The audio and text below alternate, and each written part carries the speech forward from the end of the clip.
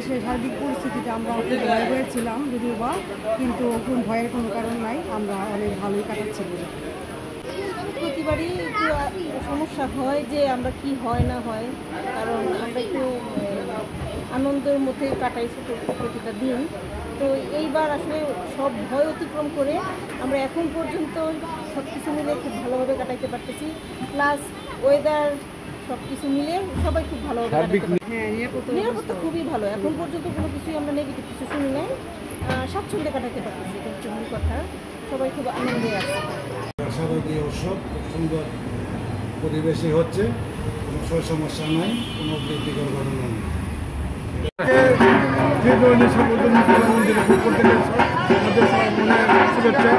আজকে মহানবমীতে আমাদের এই পর্যন্ত পূজা হচ্ছে, কোনো ঝামেলা হয় না।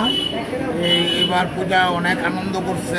গতকালকে অষ্টমী গেছে, অনেক মানুষজন বেরিয়েছে, আজকেও বাইরেবে। আমাদের এখানে আজকে খিচুড়ি দেওয়া হবে সন্ধ্যার পরে। আপনারা সকলে আমন্ত্রিত, অগ্রত সংগঠিত। পূজা খুব ভালো হয়েছে, এখানে কোনো প্রতিকূল ঘটনা ঘটে নাই। পূজা এমনিতে সকল ভক্তবৃন্দের সমাগম অনেক বেশি।